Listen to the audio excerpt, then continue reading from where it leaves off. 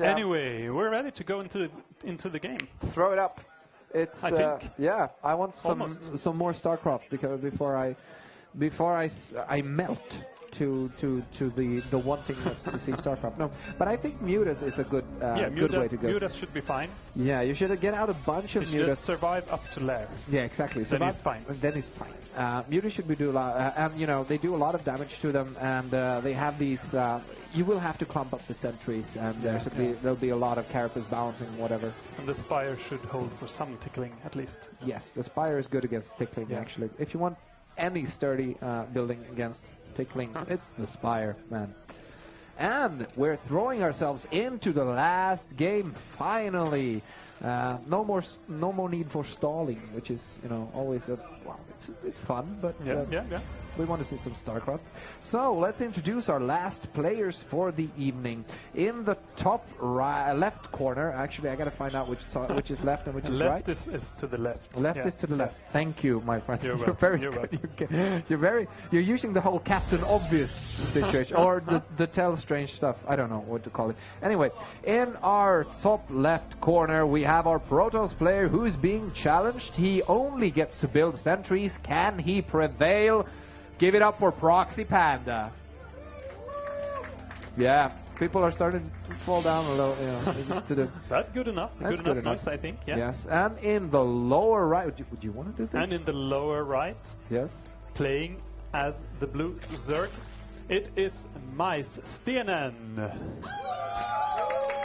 Yeah, and Majsstenen has got his crew. He has the crowd support, I think. He does have the crowd support. I mean, how couldn't you? I just realized there's another tactic ProxyPanda can use. Oh. Cannons. There is another tactic. Cannons are allowed. Yes, as long as he can build them far away from his home, then I think he'll be happy. And with cannons, yes, he can do that. Now, cannon... Can he? Oh, my God. Now the point is, cannon in a Zerg is not an easy task. Placing those cannons is a tricky little thing. You can deny the expansions, but the creep is in the way in any way. And I've been. He'll cannon any expansions and then force field the ramp. Yeah, that's true. Just and he should be fine. And he should be fine. And expand. Pop out. Yeah, and expand behind this. Mutas. Yeah, the point is he just needs to expand like madman behind that. And so when the Mutas pop, he has like a bazillion sentries. I think that's cannons in his own base. And cannons. Yeah, about that cannon rushing, I've been doing a fair deal of cannon rushing. You have? Yes, I have. Not on the ladder, mind you. I didn't do that, even though I started out as a bronze player. I started from the base, so I've been cannon rushed a bazillion times too. But mainly grabbing achievements. I was hunting achievements with a lot of friends, and we wanted to grab the win 15 games in a row together against equal amount of AIs on the insane setting. So we were 3v3, 3 players against 3 insane AIs. And to win 15 games in a row, you have to play a long time. And you can't play anything else in between because it counts as a loss and so forth and will end your streak. So we had to win 15 games in a row. So what we did was we all picked Protoss. And we just cannon rushed the crap out of computers. The problem was you couldn't decide which race the computers would spawn as.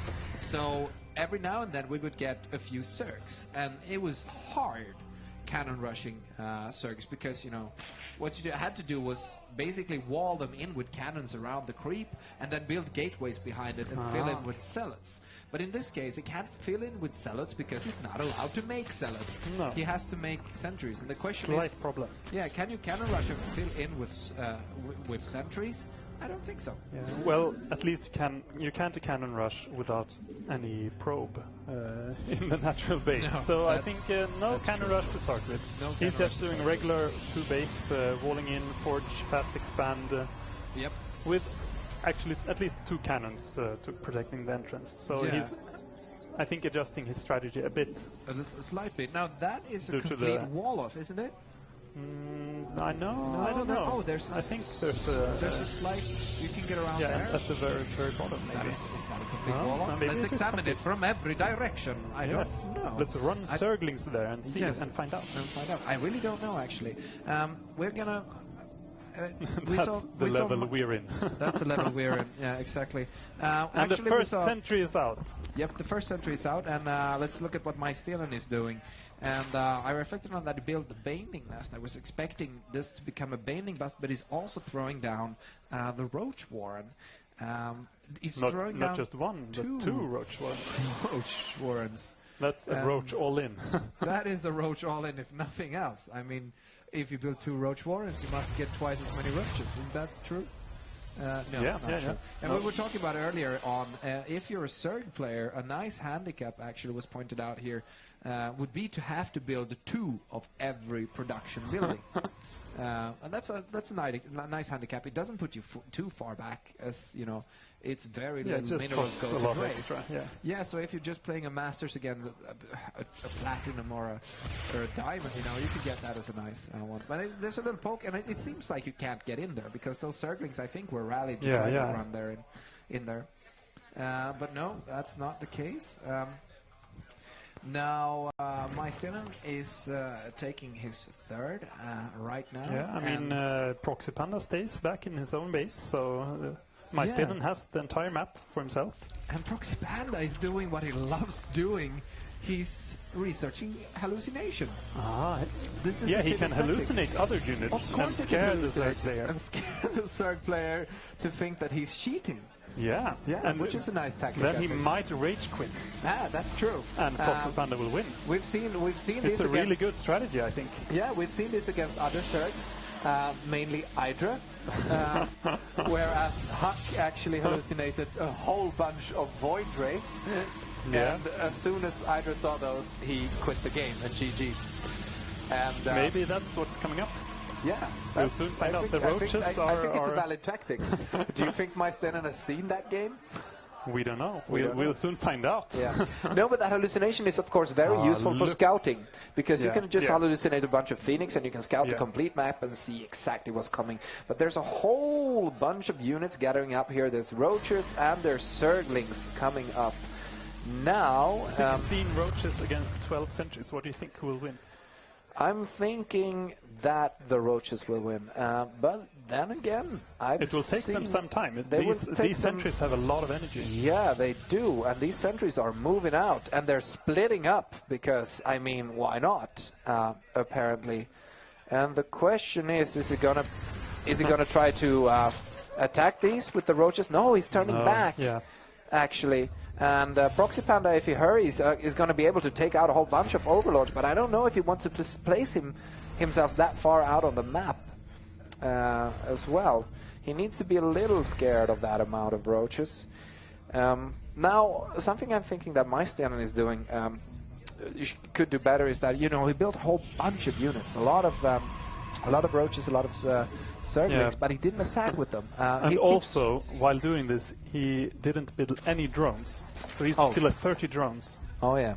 Which is a bit and he did complicated, problematic at 3 bases with 30 drones. Yeah, that's the point. You really need to commit to doing something. And he built a large army, but he didn't attack with it. So he lost a lot of macro out of that. He's still in a good shape, though. He's 96 to ProxyPanda's 89. As ProxyPanda has had a hard time taking that third because, well, you don't want to move out with just a few sentries trying to protect your third as you take it. But ProxyPanda, he's fine. He has a lot more income, and it's up to 3 bases versus 3 bases. Yeah. So I mean, if this goes on, there will be a huge pack of sentries trying to defend anything getting thrown at him.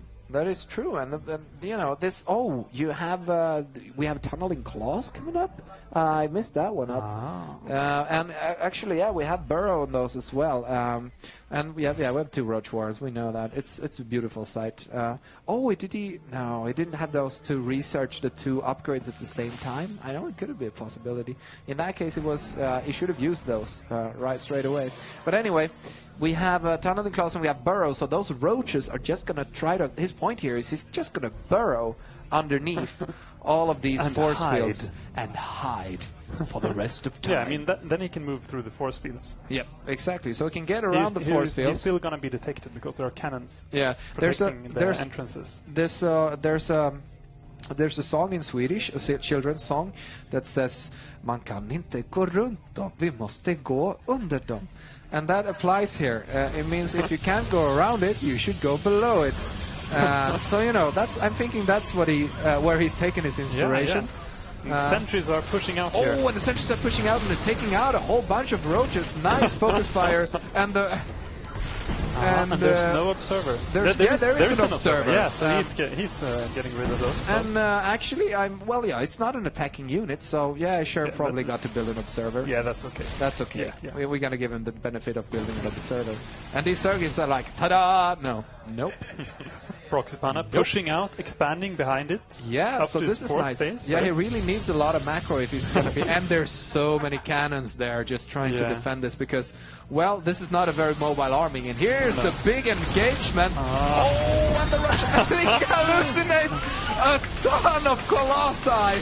Whoa, that was absolutely The roaches insane. are actually attacking the colossi. And the roaches are like, what's going happened? on? And the point is, he would just individually have to right-click those sentries. And he is not doing which is wasting a lot of firepower. Finally, ProxyPanda gets to use his hallucination. Yes, and finally the hallucination prevails. He was waiting for this moment. I think the point is he was psychic and decided, I need to figure out this hallucination thing. Something tells me I will need it in the near future. And that was a flawless battle victory but for now there are ProxyPanda. more roaches coming in. There's more roaches coming in, but there's so many force fields. And, even though they can burrow, the problem is, you can burrow, then you can fight. No, exactly. You can't fight and burrow at the same time. That would make those units a little bit overpowered, actually. But here goes this big sentry Colossus push from ProxyPanda is doing way less damage than any other sentry Colossus push I've seen, but it's nonetheless quite effective. And it's really focusing down those roaches, and the roaches have a hard time figuring out what to attack here, actually. And there's so much micro from ProxyPanda, microing those colossi like a boss. And it's almost double supply now. Yeah. This push was pure brilliance. This push was and as I stated, a mathematician. You never know what you see out of a mathematician. That's he calculated this, man. Yeah. Like a boss. So and, what will Majsstenen come up with? I don't know. How can he pull out of this? It's he's got some upgrades coming along and a bunch of more roaches, but other than that, he doesn't really have too much time to do any type of change in his strategy. Yeah. And man, those tickle cannons, they are crazy, dishing out the damage. Does he have any upgrades? I haven't even looked at that. I was so amazed by the Colossus, the sudden pop of those. That was insane. I gotta in my whatever next trailer I make, that moment it's gonna be in there. I never knew sentries were this powerful. I never knew either, actually. This is tickling on a completely different level. Yes. And 49, so 48, overpowered. so overpowered. And the point is, the roaches in that main are never gonna get down that ramp. No, they might take out the Colossus, but I mean. But I think ProxyPanda can live with that. I mean, he has to free up space in his army supply for more sentries. Did you see those hallucinated probes? Oh, the hallucinated probes are like, whatever, really man. Overpowered. We're in here looking like we're stealing your minerals. What up? And then that's bad. Yeah. Can you pretend to mine with a hallucinated probe? I don't even know. I don't even. Now I've killed your economy. So many questions.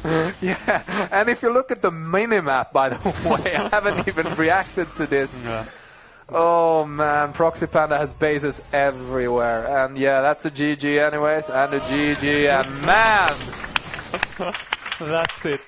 That was actually quite an interesting game. Man, was that a weird game. That was balls. That was mathematician balls right there. ProxyPanda showing us how to do this.